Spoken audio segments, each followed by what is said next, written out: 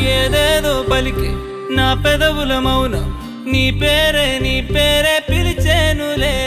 నీ పిచ్చితోనే అల్లాడే ప్రాణం నిన్నేలే